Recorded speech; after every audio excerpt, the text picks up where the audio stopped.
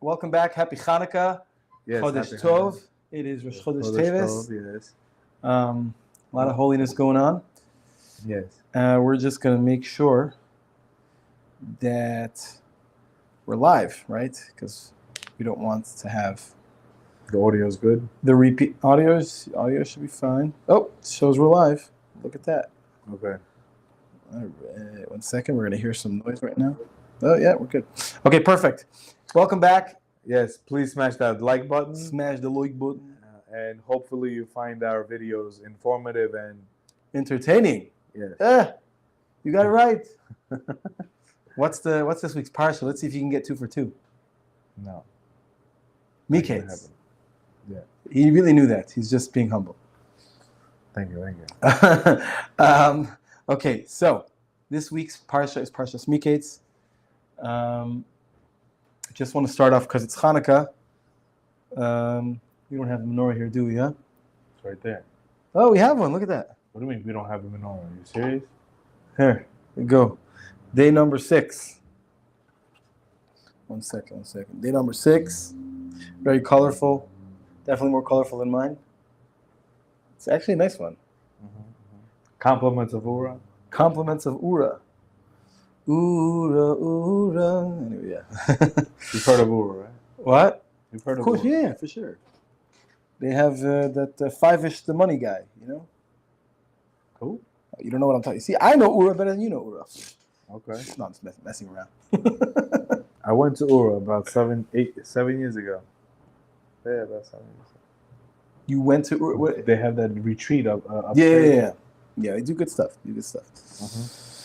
Okay, so where did we live? Last week's Parsha we left off.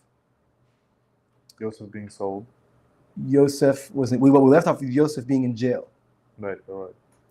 And he had asked the Sar Hamashkin, the butler, he had asked for him to mention him to Paro. Right? Because of that, he had to stay an extra 2 years because of as a punishment. So let's just go into the Parsha, talk about a little bit what this Parsha talks about. So at the end of those 2 years, he comes out of jail, right? Because Paro was having dreams and he needed an interpreter because no one could interpret it right. And then the butler remembers, oh, I forgot to tell Paro about The cupbearer. Right, the cupbearer said, I forgot to tell Paro about Yosef. So he tells him about him, they bring him out, they make him nice for the king, and the king tells him his dream, and he gets it right. And Yosef becomes the second most powerful man in the entire Egypt. He ends up marrying Asnas, the daughter of Potiphar, as we really know was really granddaughter of Yaakov, so it was actually his niece. And then he basically helps make Mitzrayim the most Powerful nation. economically stable country by saving all of the grains, and then his brothers had to come down to Mitzrayim to get food, and that's when he meets his brothers face to face again. He puts Shimon in jail in order. He accuses them of being spies. He puts Shimon in jail, so Levi and Shimon are separated because together they're quite a formidable force. And then he says, "Go bring me back your brother," because he says, "You're spies." No, we're not spies. We have a brother at home, and our father is going to be, we can't bring him. And he says, "I'll know that you're not lying if you bring your brother." So they go home, and Yaakov doesn't want to send Binyamin, but Yehuda promises. He puts his entire life, both in this world and the next world, in jeopardy in order to protect him. And then Yosef kind of sends them off with gifts, but he frames Binyamin as a thief. And they bring them all back, and Binyamin is taken custody. And that is where the Parsha is left off. And next week is where you have the incredible face-off between Yehuda and his brothers and Yosef. But anyway, that's the parsha in a nutshell. I might have gotten some details, left out some details, but that's the thing in general. So, what's some thoughts, Ilya? Rav Yossi, you did good. You covered all the. I covered all the bases. Right. No, any insights? Yeah, it was a very touching parsha, as always. Whenever it's about Yosef, it's a very touching parsha. For anybody who has siblings, brothers and sisters, it's a very touching one. Yeah, I kind of feel like Yosef is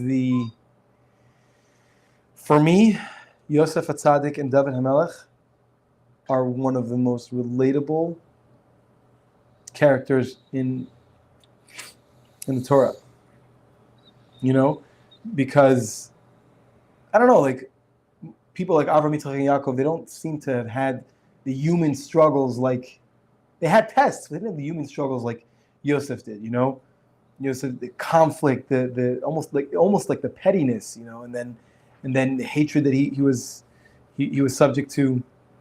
I think mostly what you're talking about is the fact that they faced real human problems their whole life. Yeah, stuff that we can relate to. And David HaMelech wasn't perfect either. You know, like from the human eye, from the human perspective, it seems that he had sinned a lot before he became tzaddik. We know that really, on his level, he did something wrong in Hashem's eyes, but he didn't actually sin. You know, but the point is that his struggles seem to be the most relatable when you look at, you know, what people struggle with in general, and him with his children. He had Agmas Nefesh, and with his kingdom, and hatred, and the loss that he experienced. But David HaMelech. So if you're comparing, I can't compare Yosef to the David HaMelech, because Yosef and David HaMelech went through totally different types of struggles in their life. Yes, but I think they were both hated. They were both hated when they were young. They both faced insane challenges, and they both came out the other end. They were able to. They had a special way to deal with this world, and still remain pure and holy. Especially Yosef. Yosef is called Yosef HaTzadik because he went into Mitzrayim, which was known as the lowliest of the you know, they had the lowest culture. They were the most impure people, and yet Yosef still kept his purity. Yeah. You know, I would say David HaMelech, it seems that even though he fell many times, he eventually, you know, he was able to say that through fasting and through his service of Hashem, he actually eradicated his Yetzer Hara. He destroyed his Yetzer Hara. That's why he's not. Yosef is David HaMelech is the epitome of Teshua. Mm. How's it going? I think you're doing something. Come after 3. I have a. I'll come a different day. No problem. All right. You got it. Excellent. No problem. Thank you. You got it. Check us out on YouTube. Check us out on YouTube. Pray hard, play hard. Who? Pray hard, play hard on YouTube. I like that. Okay. Definitely. All right, you got to put in a plug, you know. We still have to put up the sign in the front of the. Yeah. Okay. So anyway, but that's just some introduction. Okay. So let us talk about the beginning, the very beginning.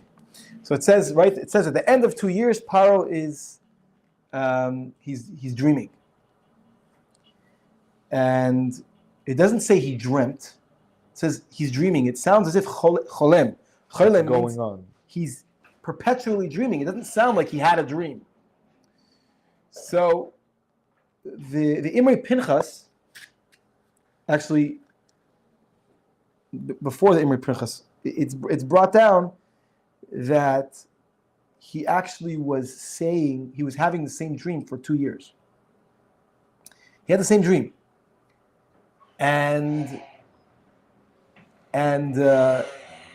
but he always forgot it, and he only remembered it right when Yosef was meant to be taken out. So the question is, why couldn't he have just dreamed it? Why couldn't have Paro just dreamed when Yosef was meant to be taken out? Right? Why did he? What was the point of him dreaming it again and again, forgetting it every single morning? So it bothers him. But he forgot it. I get it. We all have dreams. Sometimes when you have a dream, and while you're going through the dream, you're thinking, wow, this seems like a very important dream. I have to remember it. And then when you wake up, you're like, oh man, I forgot what it was. You want to remember. You remember it was important, but you can't remember what it is. So that's what bothered him. And the fact that he had it for so long and every single night, that's what bothered him. He needed to get to the bottom of it. Yeah, that actually makes sense. That's like I'm saying, meaning the buildup of him forgetting his dream again and again, and him finally remembering it was like, okay, now I gotta figure this out. Right, I gotta remember it somehow, or I have to unfold. Somebody has to interpret it for me. Right. There has to be somebody that had. It has to be important enough if I see it so many times.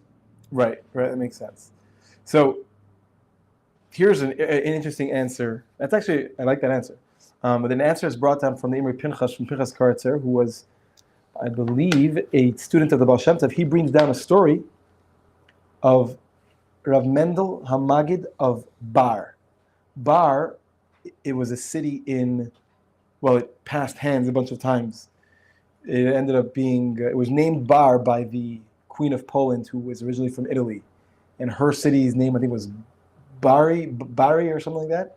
So she named it that. But he was a student of the Baal Shem Tov, and he ended up being a Magid, like a preacher in the town of Bar. And it's very interesting, actually. I was looking on Wikipedia. I saw it talks about the history of, there was a Jewish population there all the way until World War II, and I think in 1999 they said there was like less than 200 Jews in this city. Mm-hmm. It's interesting history of the place. But so anyway, so there's a story with him and the Baal Shem Tov that they were traveling, and he got really thirsty. And there was no water around. Maybe they might have been in the desert, whatever it is. And the Baal Shem Tov tells him, if you really, really believe, with 100% belief, it's trust in Hashem, that He's going to bring you water. If you trust, then you're going to have the water. And what happens is that there was a non-Jew who was passing by, who was looking for his horses for 3 days already. And he asked them if he saw the horses. They said no, and he asked them for water, and he gave him water. And he was very impressed. He says, "Wow, can you imagine?" Like the moment that he really believed that Hashem, really trusted Hashem would give him water, he got water. Mm-hmm. So, but he asked the Baal Shem Tov, how come this guy had to be looking for his horse for 3 days?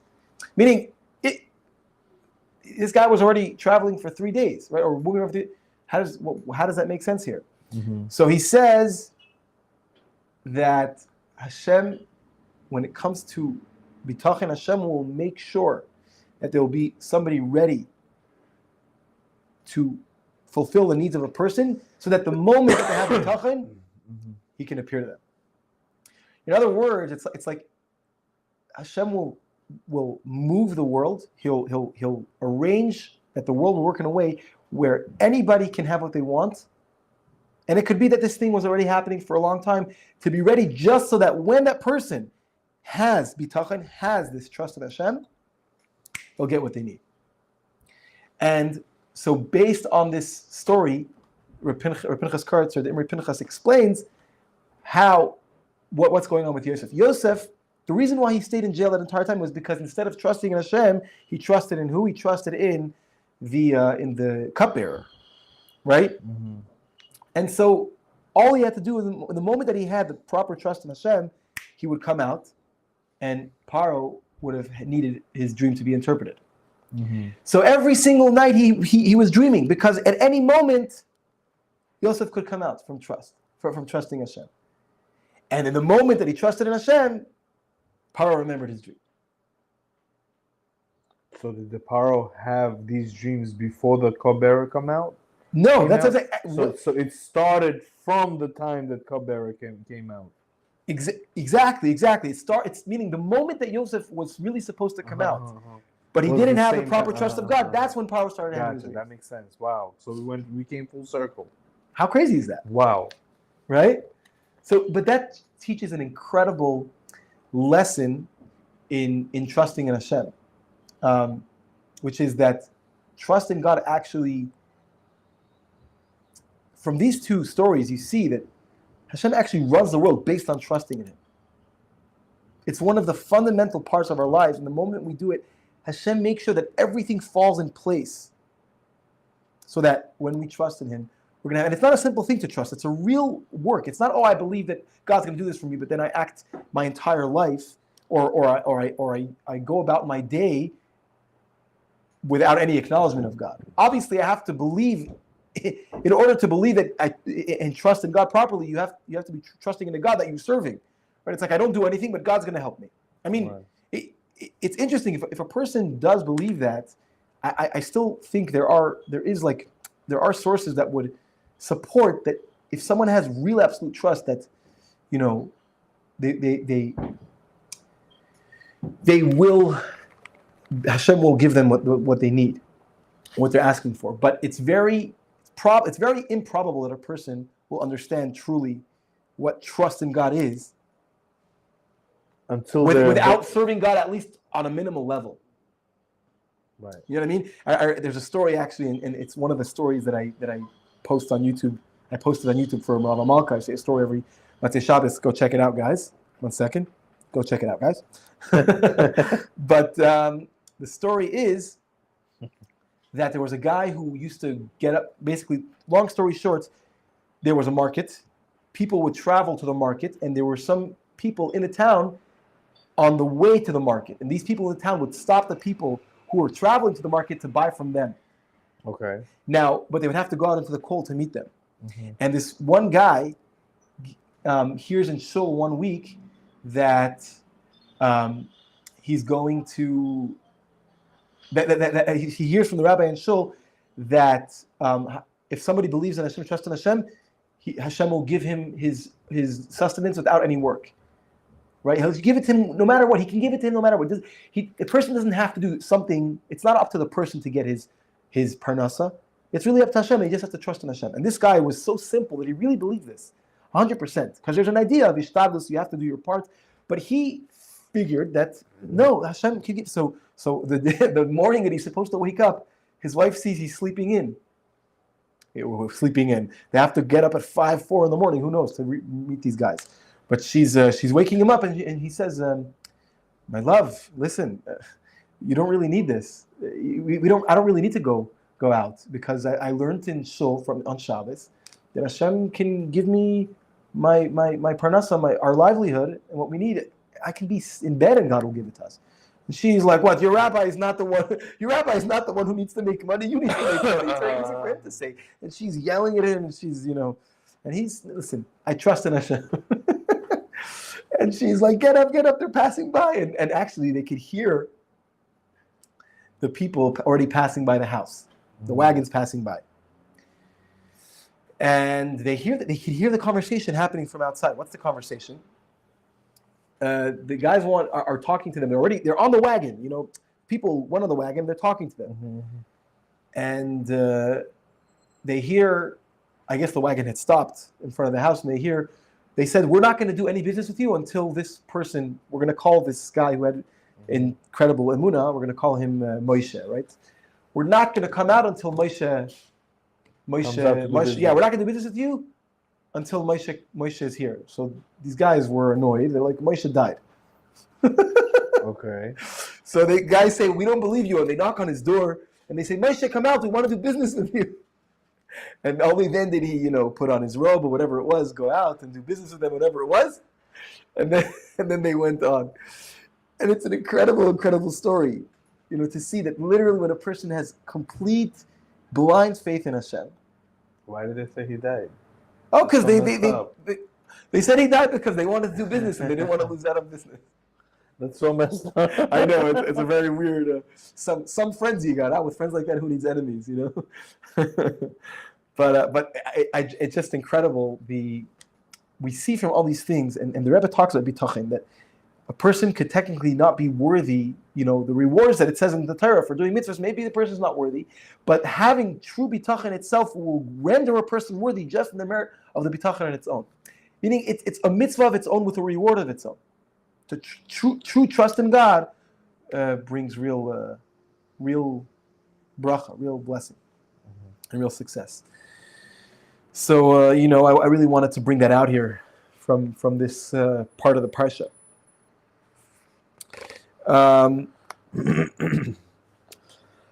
Now, here's something interesting about when Yosef comes out of jail. So Yosef, it says that Paro, once he hears that there's this interpreter who can interpret dreams, he sends for him and he brings him out. But it doesn't say afterwards who took care of him. It doesn't say that.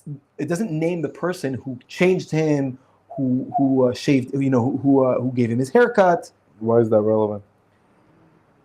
Well, it might not be relevant, but it just says Vayachalef, and he changed. It doesn't say Vayachalfu, and it was changed. It says, and he changed. So who changed? Right? Okay. So there's a few different answers for this. One of the answers that the Shach al-Hatera says, the Sifsei Kohen, he answers that actually Yosef himself changed. What does it mean he changed? He flipped them. He took what normally would be his undergarments and wore them on the outside. Now, why did he do this? By Khalif could be, and he changed for other clothes, or it could be, and he flipped them, right? And he changed the top to the bottom. So why did he do this? So it says the reason why he did this was to make a Kiddush Hashem, to sanctify Hashem's name. Why? Because he was wearing the same clothes in jail. Someone who wore clothes like that for the entire time would sweat, and the undergarments would be absolutely destroyed and dirtied and sullied, right? Mm-hmm. But because Yosef was a tzaddik, his body was much more pure. And his sweat, he didn't have sweat like people do. With sweat, it destroys clothing. And he didn't have odor. It didn't have an odor. It wasn't dirty at all. And so he wanted to show that when people who serve Hashem, when a person serves Hashem, that's what Hashem wants. Look at this, that even their body remains clean, to show the beauty of serving Hashem. And so he went ahead and put his undergarments on top of his outer garments in order to show, look, this is what happens to those who serve Hashem. Okay. Which is, and actually, it says that it actually had a good smell. Okay, but what was the point of that? They were going to wash him and shave him and then give him a haircut and all of that anyway. So it says that they actually gave him new clothing, and they gave him cotton. Right. We're going to learn later. That's what I'm saying. They had to change him anyway. Yeah, but first of all, I don't know what the sequence was, but what definitely his intent was to show that. I don't know. Okay. Yeah. You know what I mean? Now, there's but that also means he had to be shaved. So he didn't have a beard. He didn't have, he had to shave his head, shave his face, probably shave his whole body, because that's what the Egyptians did at that time. Yeah, it's what just happened? Yeah, it's possible. I think, I don't know. I think I learned that they shaved everything, but I don't know. Yeah. But whatever it wasn't in his control. But maybe it means if they shaved him or they gave him a haircut, whatever it was. I think it says that for the king, there was like a special way you were supposed to come to the king. Right, you had to be clean. Right, but I'm saying because the presence of a king meant presence of a god, because he was a self-proclaimed god. Yeah, we're going to get to why the Pharaoh was a self-proclaimed god. Yeah, one of the reasons he was able to make that claim was because of the cotton garments. We'll talk about that. Mm-hmm. Now, there's another thing that the Sifsei Kohen brings down. That the reason why the Torah doesn't talk about the fact that the Malach, it doesn't talk about who changed his clothing and who gave him a haircut, was because it's talking about a Malach, an angel, who was with him in jail, who actually was the one who taught him 70 languages. Because when he came out of jail, we know that he knew 70 languages, and he actually knew 71. That's why Paro made him swear that he wasn't going to tell anybody, because if he knows more languages than Paro, then he's superior to Paro, and then he should be ruler instead of Paro. Right, they had the weirdest rules and regulations. Well, again, the most important person should be the king. So, if Yosef was superior to him, what I'm saying is their customs were so weird. Whoever knows more languages should be a ruler. What kind of a stupid? It doesn't make any sense. Just because you speak more languages doesn't mean, or you're more fluent in more languages, doesn't mean that you should be ruler. That was their custom. Yeah, so that's interesting. I mean, overall, it does make sense to take the most worthy person of rulership as king. Doesn't come from your knowledge of languages. You being worthy of being a ruler doesn't come from how many languages you know. It's just your characteristic. Right, but I guess in a place like Mitzrayim, where magic and knowledge was so priority. So maybe because of their what they consider to be most important. Maybe power is language. Language is power. I'm saying knowledge in general, right? Right. The biggest, like Paro was the biggest sorcerer, and magic couldn't touch him. Which is why he said he was a god. So I'm guessing the moment someone has more knowledge, maybe I guess in their eyes, I don't know. I'm just imagining, But I guess it is weird, Well, one of the reasons why we know why all the Egyptians wore linen, so magic doesn't, and Ain Ra doesn't touch linen. Yeah, we're gonna get to that. So, the reason, the reason why. W, you can say hi to the camera, by the way. Pretty good job, actually. We have a ninja. You didn't see him at all. Mm-hmm. See you, David. Take care, bro. Nice to see you. I think here I'm gonna show the. I think Psalms is Russell. I forgot his first name. Who was here? Remember the other guy who was here, who was saying Tehillim. He started saying Tehillim on YouTube. So I think he just commented, "Hey, look at Tzaddikim, holy people." Thank you.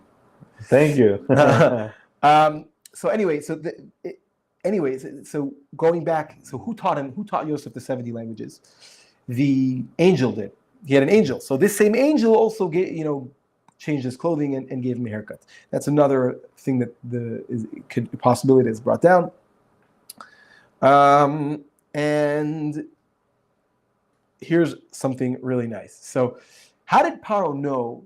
Why did Paro accept Yosef's interpretation? There were many interpretations. Because he didn't give him the full view of what his dream was about. He only gave him the first part about it, and then Yosef, he kind of lied to him about the ending. And then Yosef said, "Are you sure it's like this? I think it's like this." Then he says, "Yes." He knows exactly what he's talking about. Okay. So I remember hearing that. Right, there is that the meaning that Yosef actually knew the dream. But knew the dream, part of the dream, without Paro telling him. But I also heard that, and this is also, I think, a more simple explanation than the one we're going to bring, which this one I never heard before, what I'm about to say. But first we'll do this. The more simple one is that Paro actually dreamed the interpretation of the dream with the dream. Right. But he forgot it. Right. So every single time someone interpreted the dream for him, he says, no. That's not the one. That's not it. And then when Yosef did it, Yosef said, he says, "Yep, that's the one. That's the interpretation," because he was reminded of what he actually dreamt himself. Mm-hmm. But here it says the Panei Haraza. There's a certain sefer it's called the Panei Haraza. It says that actually the reason he knew it was because when he had this dream, he woke up with all his ligaments or his bones, I don't know, whatever it was, dislocated. Right? Wow. So imagine, and he's trying to get an interpretation for this dream, and the moment that Yosef interpreted it, it all came back together, it all went back into place. Wow. So this was an obvious sign that that Yosef's interpretation was correct. Yeah, that he knew his interpretation was coming from God. Right. He says himself, everything I know, it's whatever Hashem reveals to me. Right. Exactly. Yeah. Like this is what we do as Yidden and holy people. That's what they do. They don't take credit for themselves. It's klipa, right? It's a known thing that klipa is the idea of gaiva, of arrogance, is something which it says that Hashem cannot be with someone who's arrogant, because an arrogant person covers over godliness, because really all gifts come from Hashem. When a person attributes credit to himself, then they're denying God because they're saying it comes from them. That's what Klipa does, right? It says like, that's why people who take credit for themselves and they don't. You're supposed to know your gifts and talents. And you're supposed to use them. But if you give yourself credit for them instead of acknowledging that God gave it to you, that's like idolizing him. Right. It's like, oh yeah. Now there's a Midrash Haggadah that says, sorry. In Tosfos Hashalom, it brings in the name of the Midrash Keheles. There's a bunch of names of Sfarim. I like to bring it down the name of the Sfarim, so no one can tell me that I'm BSing. No, so I'm just kidding. It says that Yosef he looked like Sarah. Yosef had similar features to Sarah Imenu. And when people in the king's court were saying, how could you make this guy second to the king? He's not of noble blood. He's a slave. Mm-hmm. So Yosef says, well, I heard that Paro in the time of Avram and Sarah had a painting or a sculpture. He had an image of Sarah created. They had a huge sculpture. Yeah. And they said, as you enter Egypt, she was right there. That sculpture was right there. And then they said, that sculpture you see out there? That's my great grandmother. Oh, okay, yeah. And they said, oh wow, so he's all of noble blood. Yeah. So therefore, he could serve as a head of Pharaoh's household. Right. So here it says a little bit different that it was in the that it was in Paro's chambers. So they went look over there, and you'll see that I look like her. And when they saw that he looked like her, so then they believed him and realized that he was of noble blood. And Paro and Avram and Sarah, we spoke about this a few weeks ago, that they were considered royalty, and actually Paro had proclaimed Sarah royalty. Mm-hmm. Paro actually liked Sarah very much, so much so that he made a picture of her. Well, it says that when Yitzchak was born, all the kings, all the local kings, came to feast with Avram. So who were all these local kings? And they all gave their children for Sarah to feed. To nurse, yeah. Why? Because they wanted to see if she was faking it or not, if it's really her child or not. Exactly, yeah. So therefore, he was part of all the royalty. All the neighboring kingdoms were very tight with him, so he was considered a nobleman. Yeah, he was also, anyone from the family of Shem was very important. And Avram was really a very important and respected figure. He was Shem's descendant. Yeah. And actually, we're going to go something that's very similar to this Midrash, from Midrash Haggadah, which is that it says something very similar. That Potiphar told Paro, "This is my slave. I bought him for nothing. How are you making him king?" And Yosef said, "Well, you should actually be chayav misa. You should be, you should be guilty, and you deserve the death penalty. Why? Because I am not from Canaan, and the Torah says, right, that only it was Canaan who was said he should be a servant to his brothers. I'm from Shem, and do you want to know? Do you want to?" And do you want to know how do you want me to prove it? Because I look like Sarah. So the same idea.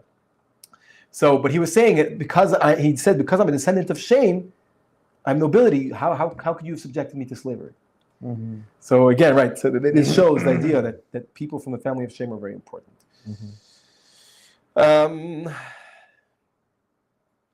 Let's see what's next. Oh, okay. So there's just a little bit left, and if we have some time, I want to read something from inside the Sefer I didn't get to write down yet, but it's pretty miraculous, or pretty cool.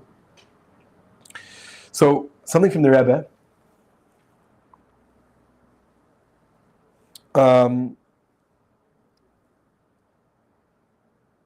We see that the beginning of the Jews going into Mitzrayim started with whom? Avram, Yitzchak, Yaakov. No, but how did the process start? Meaning Yaakov was in Eretz Yisrael. Because of famine and the drought and right, but I was saying the first one to go down from Yaakov's family was Yosef. Right, because he was sold. And how did that start? Because of dreams. Mm-hmm. So we see that the entire exile started because as the catalyst was dreams, Okay. right? Paro's dreams made Yosef powerful, and Right, like that movie Inception. what? Like that movie Inception. You ever seen that movie Inception? I actually did. Okay. But yeah, so a bunch of dreams, right? Where all of a sudden things that don't make sense can happen. That's what dreams are. Dreams are literally that the mind is free of the constraints of intellect, of logic, and therefore all of a sudden things that don't make sense can happen in a dream. So, But this is why Pirkei Avot, really, really concentrates on that. That we're supposed to be so in control of our consciousness that even when we are not conscious, and we're in a state of dream, that we still have total control of our consciousness. That's the whole point. That's what we're striving for. interesting. There is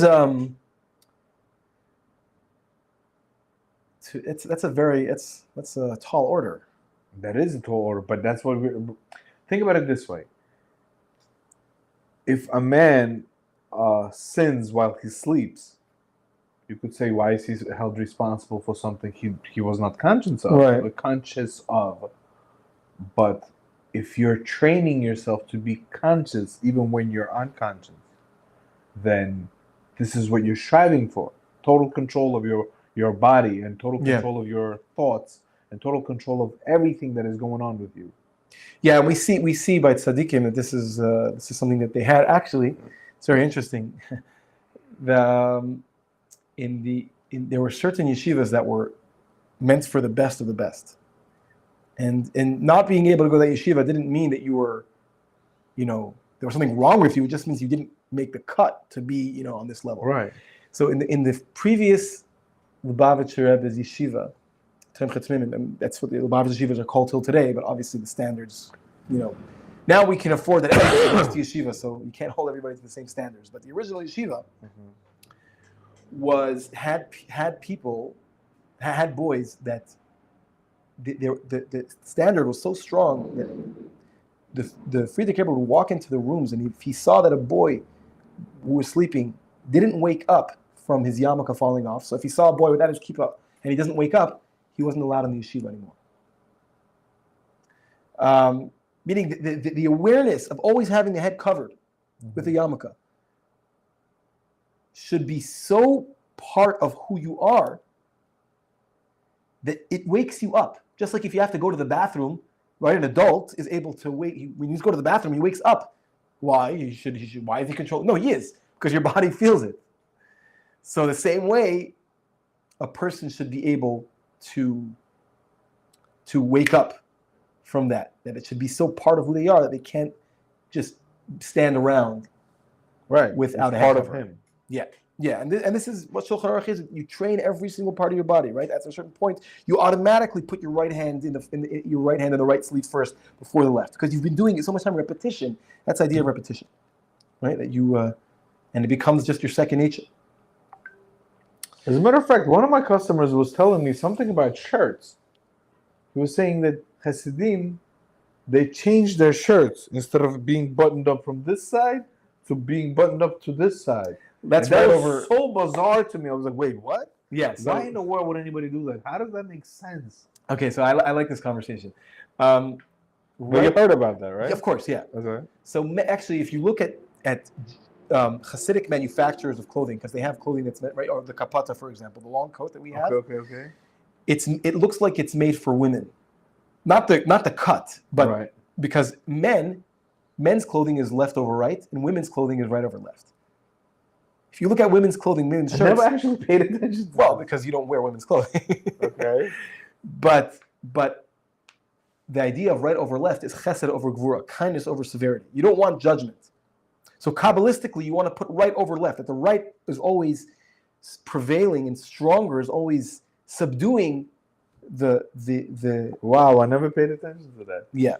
The only reason why I actually paid attention to it and I saw it. So you know how everybody sits down, and then I put the neck strip on, and then sometimes the button is all the way up, so I have to unbutton it. So I always unbutton it the same way. And this time I'm unbuttoning the button, and it's not the same way. So I have to unbutton it this way. And he says, "Oh yeah," he starts laughing. And I was like, "Wait a minute. Are you wearing women's clothes?" He's like, "No." And then he started telling me because of this. I was like, "Oh wow, I had never heard of it. It just happened 2 days ago." That's so funny. Yeah, so that's the reason. And actually, like, if you buy a jacket from, I don't know, Zara or Banana Republic or, Armani, I don't know. So it's left over right. So what people do is either they'll take the button and actually go like that, so the right's over left. Some people actually take it to someone to sew. And to sew on a button on the inside so that you just have one on the inside so the right's over the left. Huh. But the Shabbos one, the Shabbos kapata that we wear is right over left because it's a Hasidic garb. It's not made for anybody but for us, so it's tailored that way. Gotcha. I never even thought about it. Yeah.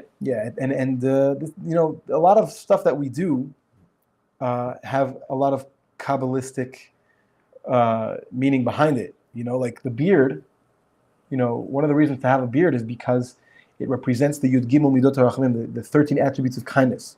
So you don't want that to be cut. You want it to be long. You want it to come out so that it reflects mercy. I thought it was mercy. Well, mercy is actually the idea of kindness to someone who doesn't deserve it. Someone who deserves kindness, someone who deserves something, it's not kindness. It's judgment. You put them through judgment, and that person deserves it. If you don't give it to them, that's judgment a crime. Right.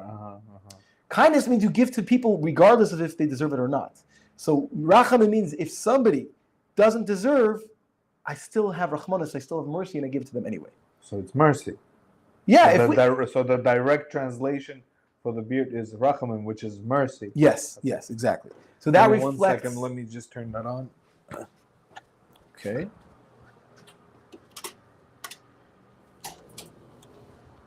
Sorry. All good. So, so you want the reflection, the spiritual reflection of the beard, right? The Gimel Tikkune Dikna, it's called, right? It's the attributes of whatever. It's called, the beard represents that. So, a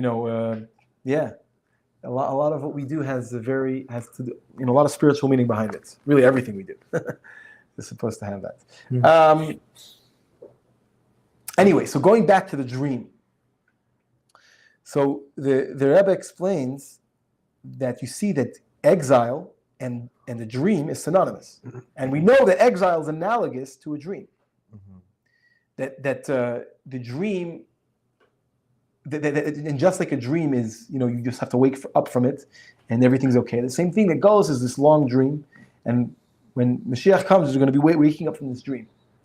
Now, the thing about a dream is, like we said earlier, that a dream, everything's out of order. And your mind is not subject to the laws of nature and to the laws of logic. And that's why crazy things happen. You could fly in your dream and you could do things that don't make any sense. And he says that this is actually why, in Gullus, everything seems so upside down, that the righteous are downtrodden and the wicked are prosperous. Why is that? And the answer, but it's because it's a dream. And so everything's mixed up. But he says also there's a silver lining. Because normally, for example, in the time of the Beis HaMikdash, when it wasn't Golus, it wasn't dreamlike, you couldn't be impure and be connected to God at the same time, right? Mm-hmm. There was a certain limitation, at least, on a person who was impure. That's why you couldn't go into the Beis HaMikdash if you were impure. Mm-hmm. But in Golus, it says that God rests with us in our impurity. And why is that? Because since Golus is like a dream, therefore, it doesn't. The laws of spiritual nature of godliness, of connecting godliness, the laws can be bent, and therefore that's why people were very upset in the beginning when people were putting on tefillin on people in the street. How can you put on tefillin on them? They're not religious. Their thoughts a bit. Mm-hmm. We're in Galus, and therefore a person should do every single mitzvah that they can, regardless of where they're holding in their spiritual journey. So therefore, in this vein, a person shouldn't think, what's going on? Oh, okay. That camera looks like it's done. That's fine. A person shouldn't think that, oh, I'm not at the level, so I shouldn't do this. No, any mitzvah you can do, don't think about the level you're on. Just do good things. And that's actually what's going to bring us Mashiach, is that without any calculations, just doing good things. Right. It's never all or nothing. Yeah. You always got to do what you can. It actually reminds me of what happened to me on Shabbos. Mm-hmm. This Shabbos, we had a bris in our synagogue. Mm-hmm. And me, of course, I ran up, and we have two chairs for the Sandak and the Sandak Rishon. So I stand right in between, so I could see everything. Mm-hmm. Long story short, everything is done, and right away I put my head down, so he gives me a blessing. And a lot of guys are walking away, so he gives me a blessing. I walk out, and I come outside, and I tell the guy, "Yo, I was the first one to get a blessing." He looks at me, he's like, "Bro, seriously? Why would you get a blessing from him?" I was like, "Why?" He says, "Bro, he drove to the synagogue on Shabbos, and then he was the Sunday." Oh, well. I was like, "Well, I didn't know that. I see a guy, he's a sandak, he did a huge mitzvah. I come to him to get a a blessing. At that moment, he's so holy, you're supposed to get a blessing from him. What he did before, what he did after, is none of your concern. It's irrelevant." But you understand what I mean? 100%. It's irrelevant what he did before, how he... Okay, he's not there yet. He doesn't keep Shabbos yet. Okay, I understand that. And it's a huge sin. He shouldn't do that. But he'll get there eventually. But at that moment, he did such a huge mitzvah. Why would you not give him the respect he deserves? Yeah, that person's wrong. I straight out, I'll say he's wrong. Doesn't matter what. It can't hurt to get a blessing. First of all, it can't hurt to get a blessing. Don't get me wrong. I agree with him. What he did is wrong. He's not supposed That to has drive. nothing to do with getting a blessing. Exactly. Also, by the way, and this is kind of off topic. But it comes back to, it's not all or nothing. Number one, it's not all or nothing, especially nowadays when somebody goes against the Torah. It's not the same as when somebody used to. We're in a world where we're in a world where the influence is so, people don't realize this. They say that the generation of all the generations before us would never have been able to withstand the test that we're withstanding today. Nobody has the test. We don't have their tests, but neither do they have ours. So nobody has the right to, nobody knows I look at kids growing up today. I know that I would be decimated. My spirituality wouldn't stand up at all. You know, listening to a lecture yesterday, and he said, it was a story he was telling. It was a conversation in Shamayim between these big Navis. And Moshe Rabbeinu was among them. And he says, we spiritually, we were in the throat, we were in the mind. We know all about Hashem. They're spiritually, they're in the, what's his name? The heel. In the heel. So they're in the most impure place. And yet, look at the things where they're doing. I'm envious of them, of the mitzvah that they're able to do because of all the impurities that are around them. So, yes, we're in a very bad place right now. This is the most impure generation of all time. If you think about it, last generation is closer to the giving of the Torah than we are. So next generation is going to be, so you understand? So your parents are closer. Your grandparents are even closer. But it's not even that. It's also the things that we have to deal with. I think it's very, very irresponsible for parents to give their kids, tablets and phones like that, at young ages. I think it's the dumbest thing you can do. But once again, not everybody's there, and we can't judge people because they're not there. No. From an educational standpoint, even if I don't know. I don't care where you're standing spiritually. I don't think it's a smart thing to do. But I'm just saying, the fact of the matter is, kids have access to all these things, and when kids still, they still choose the right thing, and they go on the straight and narrow path. That's something that I don't think any of us could ever withstand. Yeah. It says a lot, about how special, this generation of kids are. Yeah, there's a lot of impurity that is around, and because of that, it makes it very hard for a lot of people to succeed. I'm talking about spiritually. Yeah, no, it's for adults. Imagine what it is for kids. Mm-hmm. You don't even give them a chance to grow, and they're already hit with all this garbage.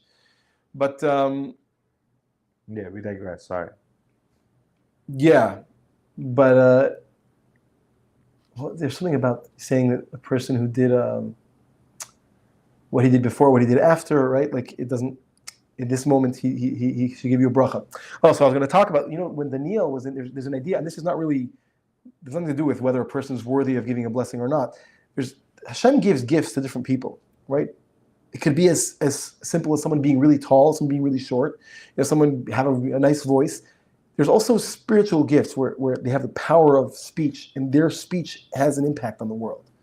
Or people who can sense feelings and are more, whatever. And then there's also in an impure way, people who do, psychics, all that stuff. There's a lot of impurity there, but there's also just natural ways that people have sensitivities to even these spiritual things. It says by Daniel that part of why he was protected was because the king, who was an idol worshiper, blessed him. So there's just an idea that, forget about the fact that this guy, him being a Sandak itself was enough of, I believe, is enough of a reason why he should have a merit to have his blessing to make a difference. But aside from that, you never know which person, no matter what they're doing, has this gift that God gave them. Right. Yeah. And you don't know what his talents are. Yeah. But definitely, as far as seeking out blessings, I believe you did the right thing. He was a Sandak, you get a blessing. Finish. Yeah. Now. So now we're going to get to what we were talking about before about cotton. So it says that they put on him cotton, and it says that only like really important people, because Yosef got special cotton clothing, Moses so special, then only important people would wear this cotton clothing. Okay. It wasn't for all the people. And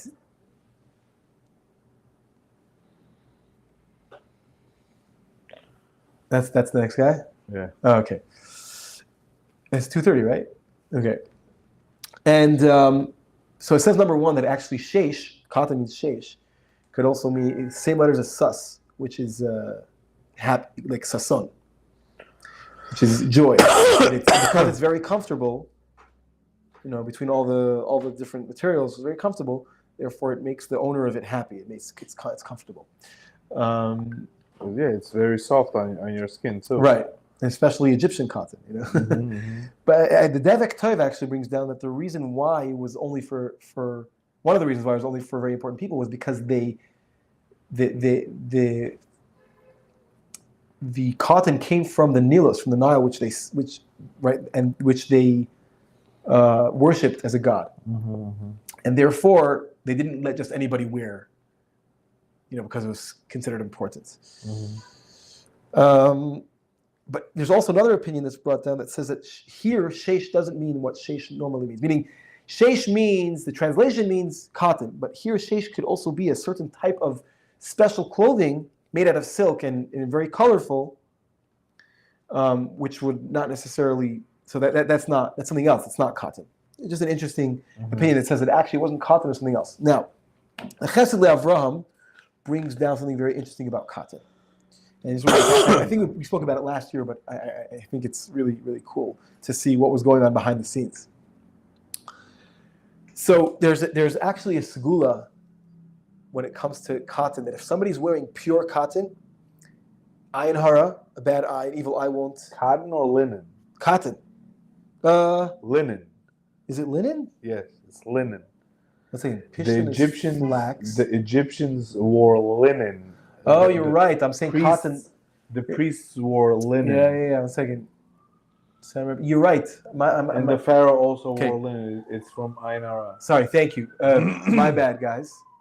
It's a good thing you said that, because I would have. The reason why linen is because they were in a very hot place. No, And pishtan linen is keeps flax. you Flax is linen, right? Okay, so erase everything I said. Sorry, scrap everything I said. It's fine. It was linen clothing. Cotton is known to be warmer and keep you warm. Right, And linen is keeps you cool. Yeah, linen is cool. Sorry, guys. Thank you for saving me.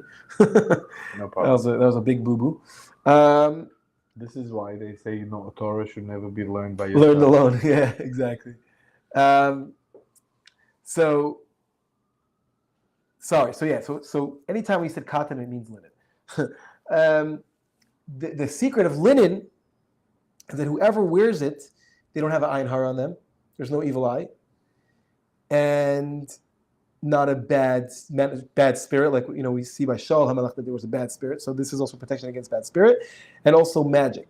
But it's only if it's purely linen. If there's anything mixed in it, then It's done. not good. And that's why actually, and Yosef knew this secret, and Parai knew this secret, and that's how Parai was able to claim he was a god, because all of the magic in Egypt didn't affect him. So he said, "Look, I'm a god. I'm supernatural. I'm invincible." Really, it was because he was always wearing. He also was hiding the fact that he would Go to the bathroom. Right. Yeah, that's why we see later by Parai that Go into the Nile. he would go into the Nile. So Right. nobody would see. Exactly. Now, hey, we'll be done in like 5 minutes. Sure. Yeah. Okay. Cutting it close up. But he says, and Yosef also knew this. So, and that actually is why Paro put the golden chain on Yosef. Why? Because Paro wanted to put in the mix something that wasn't linen because he was scared that Yosef was on his level now. Yosef didn't take it off in order to not give away that he knew about this. He wanted to make as if he just happened to be that he was wearing this linen clothing. And then after, it says when he went home, he took it off. It's just interesting to see, this idea, behind the scenes, what was going on over there. It wasn't just clothing and Paro giving him a golden chain. It was actually more than that. Now, I want to mention something. I'm not going to read it from inside, but it just says actually that Yosef knew that Asnas was from his family, his wife that he married eventually, because it says that the women threw all of their jewelry on Yosef when he passed by. The necklaces or bracelets. Right? Now, what did she throw? She had a special medallion That Yaakov gave her. Yaakov's family. Yes, Yaakov gave her. Why? Because Asnas was the daughter of Dinah from Shechem. And this was, considered illegitimate marriage, illegitimate child, and the Shvatim were thinking of putting her to death. Because, even though I actually learned that there are opinions that say there was no such thing as a mamzer, as a bastard before Matan Torah. Meaning there could be not, inappropriate relationships, but that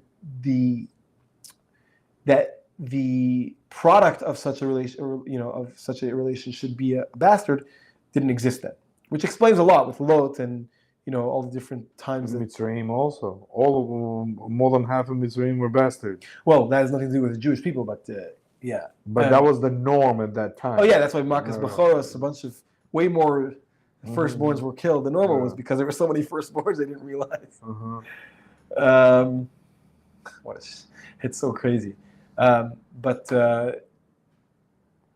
So what happened was Yaakov had mercy on her, and he inscribed in gold that whoever is with this, who's going to marry this person, is actually connecting to the family of Yaakov. And there are different people that say that, different opinions say Malach Michal actually brought her to Mitzrayim, or that Yaakov left her by the gates of Mitzrayim and Potiphar found her. But she threw this golden chain. And Yosef eventually found this and realized she was for family. And actually, that's how later he was able to show Yaakov, look, my children are from our family.